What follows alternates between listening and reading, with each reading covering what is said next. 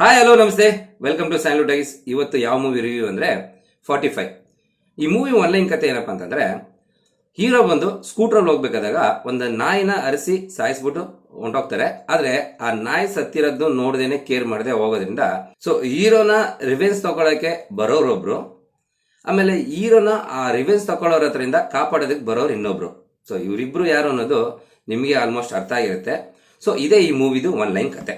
So ಈ online ಕತೆ ಕೇಳಿದಾಗ ನನಗೇನು ಅನ್ನಿಸ್ತಾ ಇದೆ ಅಂದ್ರೆ, ಎಲ್ಲೋ ಅರ್ಜುನ್ ಜನ್ಯ ಅವರು ಹೈವೇ ರೋಡಲ್ಲಿ ಹೋಗ್ಬೇಕಾದಾಗ ಯಾವ್ದಾರ ನಾಯಿ ಮೇಲೆ ಆಕ್ಸಿಡೆಂಟ್ ಮಾಡಿ ಅದನ್ನ ಸಾಯಿಸಿ ಇವರು ಮರ್ತು ಹಾಗೆ ಹೋಗ್ಬಿಟ್ಟಿದಾರೋ, ಆಮೇಲೆ ಅದನ್ನ ರಿಗ್ರೆಟ್ ಮಾಡಿ ಈ ಸಿನಿಮಾ ತೆಗ್ದಿದಾರ ಅಂತ ನನಗೂ ಕೂಡ ಒಂದು ಯೋಚನೆ ಆಗ್ತಿದೆ. ಇದೊಂದು ತಮಾಷೆಗೆ ಹೇಳಿದ್ದು, ಅಥವಾ ಇಲ್ಲಾಂದ್ರೆ ಈ ರೀತಿನೂ ಆಗಿರ್ಬೋದು. ಈ ಹೈವೇ ರೋಡ್ಗಳಲ್ಲಿ ಜಾಸ್ತಿ ನಾಯಿಗಳು ಆಕ್ಸಿಡೆಂಟ್ ಆಗಿ ಸತ್ತೋಗೋದು ನಾವು ಕೂಡ ನೋಡಿರ್ತೀವಿ. ಅದಾದ್ಮೇಲೆ ಅದನ್ನ ತೆಗೆದು ಆ ಕಡೆ ಸೈಡ್ ಹಾಕದೇನೆ ಅದ್ರ ಮೇಲೇನೆ ಗಾಡಿಗಳು ಅರಸಿ ಹೋಗೋದನ್ನು ಕೂಡ ನಾವು ನೋಡಿರ್ತೀವಿ. ಸೊ ಇದನ್ನೆಲ್ಲ ನೋಡ್ಕೊಂಡು ಕೂಡ ಅವರು ಮನಸ್ಸಲ್ಲಿ ಇದೊಂದು ಕತೆ ತೆಗಿಬೇಕು ಅಂತ ಐಡಿಯಾ ಮಾಡಿದ್ರ ಏನೋ ಗೊತ್ತಿಲ್ಲ. ಸೊ ಫಸ್ಟ್ ಟೈಮ್ ಸಿನಿಮಾ ಡೈರೆಕ್ಟರ್ಗಳು ಡೈರೆಕ್ಷನ್ ಮಾಡಕ್ ಬಂದಾಗ ಒಂದು ಫ್ರೆಶ್ ಆಗಿ ಒಂದು ಕಾನ್ಸೆಪ್ಟ್ ತಗೊಂಡ್ ಬರ್ತಾರೆ. ಅದೇ ರೀತಿನೇ ಈ ಸಿನಿಮಾದಲ್ಲೂ ಅರ್ಜುನ್ ಜನ್ಯ ಅವರು ಒಂದು ಒಳ್ಳೆ ಫ್ರೆಶ್ ಆಗಿ ಒಂದು ಹೊಸ ಕಾನ್ಸೆಪ್ಟ್ ತಗೊಂಡ್ ಬಂದಿದ್ದಾರೆ.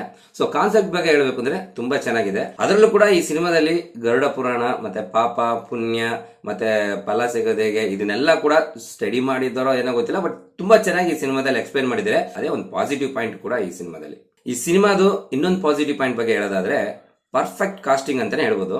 ಏನಂತಂದ್ರೆ ರಾಜ್ ಬಿ ಶೆಟ್ಟಿ ಅವ್ರ ಕ್ಯಾರೆಕ್ಟರ್ ಇರ್ಬೋದು, ಶಿವಣ್ಣ ಅವ್ರ ಕ್ಯಾರೆಕ್ಟರ್ ಇರ್ಬೋದು, ಉಪೇಂದ್ರ ಅವ್ರ ಕ್ಯಾರೆಕ್ಟರ್ ಇರ್ಬೋದು. ಸೊ ಉಪೇಂದ್ರ ಅವರು ಒಂದು ಒಳ್ಳೆ ವಿಲನಿಶ್ ಕ್ಯಾರೆಕ್ಟರ್ ತುಂಬಾ ಚೆನ್ನಾಗಿ ಮಾಡಿದ್ದಾರೆ. ಆಮೇಲೆ ಶಿವಣ್ಣ ಅವ್ರ ಕ್ಯಾರೆಕ್ಟರ್ ಕೂಡ ತುಂಬಾ ಚೆನ್ನಾಗಿ ತೋರಿಸಿದ್ದಾರೆ. ಇನ್ನು ಈ ಸಿನಿಮಾದಲ್ಲಿ ಏನಾದರೂ ಸಾಂಗ್ಸ್ ಗಳಿದೆಯಾ ಅಂತಂದ್ರೆ ಯಾವುದೂ ಇಲ್ಲ, ಬರೀ ಸಿಚುವೇಶನಲ್ ಸಾಂಗ್ ಗಳಿದಾವೆ ಅಷ್ಟೇ.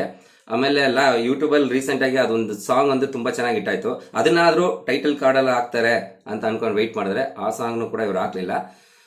ನನಗೇನೋ ಅನ್ಸುತ್ತೆ, ಇವರು ಮ್ಯೂಸಿಕ್ ಡೈರೆಕ್ಟರ್ ಅನ್ನೋದನ್ನ ಮರ್ತ್ಬಿಟ್ಟು ಕಂಪ್ಲೀಟ್ ಆಗಿ ಡೈರೆಕ್ಷನ್ಗೆ ಇಳಿದ್ಬಿಟ್ರ ಅಂತ ಅನಿಸ್ತೈತೆ. ಬಟ್ ಒಟ್ಟಿನಲ್ಲಿ ಈ ಸಿನಿಮಾದಲ್ಲಿ ಸಾಂಗ್ಸ್ ಏನಾದ್ರು ಇರ್ಬೋದೇನೋ ಅಂತ ನೀವು ಹೋದ್ರೆ ಅದು ಖಂಡಿತ ಇರಲ್ಲ. ಅದೊಂದು ಸ್ವಲ್ಪ ನಮಗೆ ಬೇಜಾರಾಗುತ್ತೆ. ಇನ್ನು ಈ ಸಿನಿಮಾದ ನೆಗೆಟಿವ್ ಪಾಯಿಂಟ್ ವಿಚಾರಕ್ಕೆ ಬರೋದಾದ್ರೆ, ಮೇಯ್ನ್ ಆಗಿ ಈ ಸಿನಿಮಾ ನೆಗೆಟಿವ್ ಪಾಯಿಂಟ್ ಹೇಳಕ್ಕಿಂತ ಮುಂಚೆ ನನಗೆ ಒಂದು ಇನ್ಸಿಡೆಂಟ್ ನೆನಪಾಗ್ತಿದೆ. ನನಗೆ ಗೊತ್ತಿರೋ ನನ್ನ ಫ್ರೆಂಡ್ ಒಬ್ಬ ಒಂದು ಕ್ವಶನ್ಗೆ ಆನ್ಸರ್ ಬರೆಯಪ್ಪ ಅಂತ ಕೊಟ್ರೆ ಒಂದು ಪೇಜಲ್ಲೇ ಆನ್ಸರ್ನ ಮುಗಿಸೋದನ್ನ 2 ಪೇಜ್ 3 ಪೇಜ್ 4 ಪೇಜಲ್ಲಿ ಅದನ್ನೇ ಬರೆದು ಇಷ್ಟು ಉದ್ದ ಬರೀತಿದ್ದ. ಸೊ ಈ ರೀತಿ ಬರೆಯೋದ್ರಿಂದ ನೋಡೋ ವ್ಯಾಲ್ಯೂಯೇಷನ್ ಮಾಡೋ ಇನ್ವಿಜಿಲೇಟರ್ ಏನ್ ಅನ್ಸುತ್ತೆ, ಇಷ್ಟೊಂದು ಕುಯ್ದಿದಾನಲ್ಲ ಅಂತ ಅಂದ್ಬಿಟ್ಟು ಅಡಿಷನಲ್ ಸೀಟ್ ಬೇರೆ ಹಾಕೊಂಡು ಬರೆದಿದ್ದಾನಲ್ಲ ಅಂದ್ಬಿಟ್ಟು ಕೊಡೋ ಮಾರ್ಕ್ಸ್ ಅಲ್ಲೂ ಕೂಡ ಕಮ್ಮಿ ಕೊಟ್ಬಿಟ್ಟು ಕಳಿಸ್ತಾರೆ. ಅದೇ ರೀತಿನೇ ಈ ಸಿನಿಮಾದಲ್ಲೂ ಕೂಡ ಸ್ಕ್ರೀನ್ ಪ್ಲೇ ಅಲ್ಲಿ ಸ್ಟಾರ್ಟಿಂಗ್ ಅಲ್ಲಿ ಏನ್ ಹೇಳಿರ್ತಾರೋ, ಮಾಮೂಲಿ ಮಾತಾಡಿರ್ತಾರಲ್ಲ, ಏನೋ ಮಾತಾಡಿರ್ತಾರಲ್ಲ, ಅದನ್ನೇ ರಿಪೀಟ್ ಮಾಡಿ ಸ್ಕ್ರೀನ್ ಪ್ಲೇ ಅಲ್ಲಿ ಸ್ವಲ್ಪ ಎಡವಟ್ ಮಾಡ್ಕೊಂಡಿದ್ದಾರೆ ಅಂತ ಖಂಡಿತ ಅಂತೂ ಈ ಸಿನಿಮಾ ನೋಡಿದ್ರೆ ಗೊತ್ತಾಗುತ್ತೆ.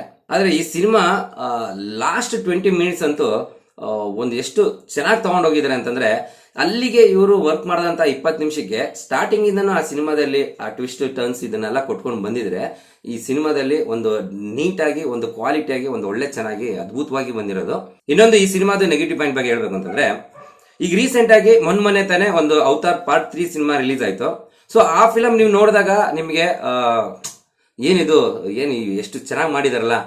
ಸೊ ನಮ್ಮ ಈ ಕನ್ನಡ ಸಿನಿಮಾದಲ್ಲೂ ಕೂಡ ಆ ರೀತಿ VFX ವರ್ಕೌಟ್ ಆಗಿರುತ್ತೆ ಅಂತ ನೀವು ಅನ್ಕೊಂಡು ಹೋದ್ರೆ ಖಂಡಿತ ನಾನು ಟ್ರೈಲರ್ಲಿ ಅದು ನೋಡಿದಾಗ ನನಗೂ ವಾವ್ ಅಂತ ಅನ್ಕೊಂಡು ಹೋಗಿದ್ದೆ. ಬಟ್ ಅಲ್ಲಿ ನೋಡಿದಾಗ VFX ಅನ್ನೋ ಥರ ಫೀಲ್ ಆಯ್ತು.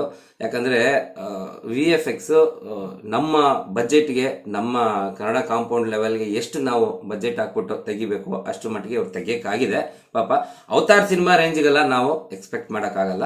ದಯವಿಟ್ಟು ಅದೆಲ್ಲ ಮೈಂಡ್ಗೆ ಇಟ್ಕೊಂಡು ಹೋದ್ರೆ ನಿಮಗೆ ಸ್ವಲ್ಪ ಬೇಜಾರಾಗೋದಂತೂ ಗ್ಯಾರಂಟಿ. ಇನ್ನು ಈ ಸಿನಿಮಾದಲ್ಲಿ ಶಿವಣ್ಣ ಅವರ ಲೇಡಿ ಗೆಟಪ್ ಹೇಗಿತ್ತು ಅಂತ ಕೇಳಿದ್ರೆ ಖಂಡಿತ ಓವರ್ ಆಲ್ ಎಲ್ಲರೂ ಕೂಡ ಎಂಜಾಯಬಲ್ ಆಗಿ ಖುಷಿ ಪಟ್ರು. ಸೊ ಆ ಸೀನ್ಸ್ ನ ಒಂದೊಂದು ಸೀನ್ಸ್ ನೋಡಿ ಎಂಜಾಯ್ ಮಾಡೋ ತರನೇ ಆ ಸೀನ್ ಬಂದಾಗ ಇನ್ನೂ ತುಂಬಾ ಎಂಜಾಯ್ ಮಾಡಿದ್ರು. ಓವರ್ ಆಲ್ ಈ ಸಿನಿಮಾ ಹೇಗಿದೆ ಅಂತ ನೀವು ನನ್ನ ಕೇಳಿದ್ರೆ, ಈ ರೌಡಿಸಮ್, ಲಾಂಗು, ಮಚ್ಚು, ಲವ್ ಸ್ಟೋರಿ, ಮಾಮು, ಸಿಸ್ಟರು ಅನ್ಕೊಂಡು ಈ ತರ ಎಲ್ಲ ಪದಗಳ ಬಳಕೆ ಇಲ್ದೇನೆ ಈ ಸಿನಿಮಾ ಒಂದು ಡೀಸೆಂಟ್ ಆಗಿ ಫ್ಯಾಮಿಲಿ ಜೊತೆ ಕೂತ್ಕೊಂಡು ನೋಡಕ್ಕೆ ತುಂಬಾ ಚೆನ್ನಾಗಿದೆ. ಓವರ್ ಆಲ್ ಅಂತ ಸಿನಿಮಾಗಳಿಗೆ ಕಂಪೇರ್ ಮಾಡ್ತಂದ್ರೆ ಇದೊಂದು ಡಿಫ್ರೆಂಟ್ ಕಾನ್ಸೆಪ್ಟ್ ಸಿನಿಮಾ ಅಂತಾನೆ ಹೇಳ್ಬೋದು. ಒಂದ್ಸಲ ಎಲ್ಲರೂ ಕೂಡ ಫ್ಯಾಮಿಲಿ ಜೊತೆ ಹೋಗಿ ನೋಡೋದಕ್ಕೆ ಖಂಡಿತ ಮೋಸ ಇಲ್ಲ.